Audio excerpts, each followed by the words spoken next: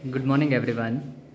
Today, students of plus one class from Dr. Vijay Memorial Senior Secondary School will going to demonstrate the working and functioning of their individual project or model. Good morning. My name is Gumita and I am going to represent my project which is based on the topic excretory system.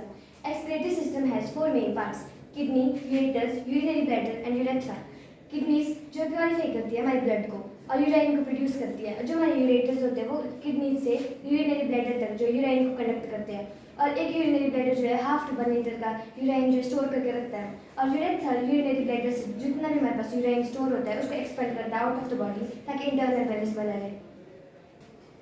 Good morning to all. My name is Mahak. I read in plus one class.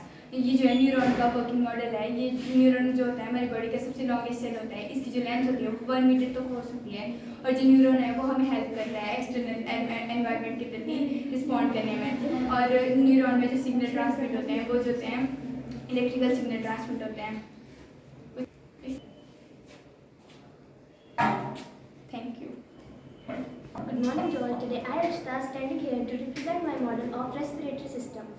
सबसे पहले हमारी body में जो है 2 nostrils होती है जिससे जो है हम एयर को इनहेल करते हैं. वो इनहेल जो एयर होती है वो विंड पाइप के थ्रू क्या बोलते हैं हमारे लंग्स में जाते हैं, जिसकी वजह से जो है वो इन्फ्लेट हो जाते हैं.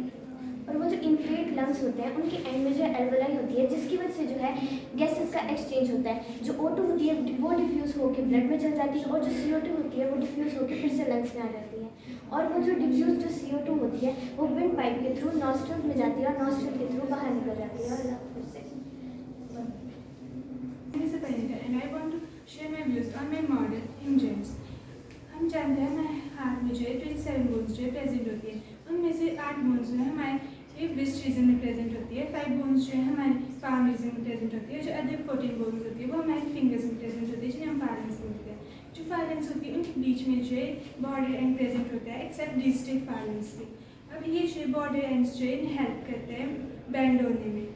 जब ये बैंड होते हैं तो ये हेल्प होते हैं कहते हैं हमें किसी चीज़ को कैच करने में, थ्रो करने में और पुल करने में. Thank you.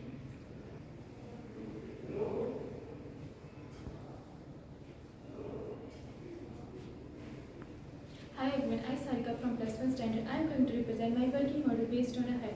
As we all know that heart have a 4 chamber, 2 ventricle, 2 atria, and in heart, the function of heart is circulation of blood. In heart, wall partition by septum.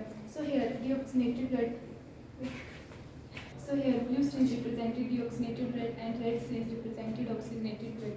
पहले deoxygenated blood vena cava से right ventricle से pulmonary artery से lungs में जाता है, फिर वो oxygenate होकर पल्मोनरी वेन से लेफ्ट वेंट्रिकल से ओटा से पूरी बॉडी में सर्कुलेट हो जाता है. वैसे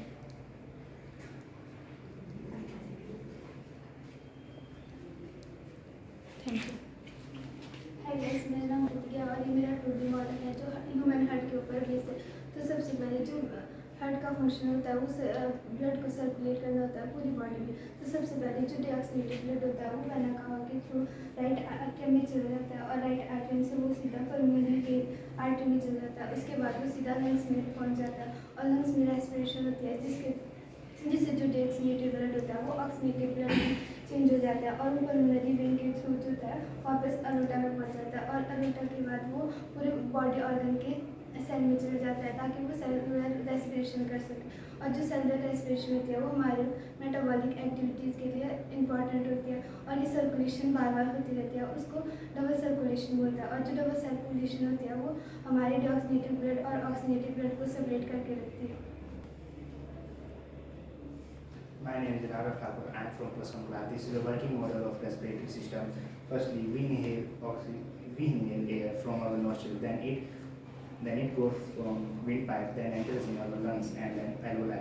In alveoli, there is a bundle of capillaries present. There, the diffusion takes place. The oxygen in the air gets diffused into the blood capillaries, and CO2 gets diffused into the alveoli. Then the CO2 is exhaled out from the lungs.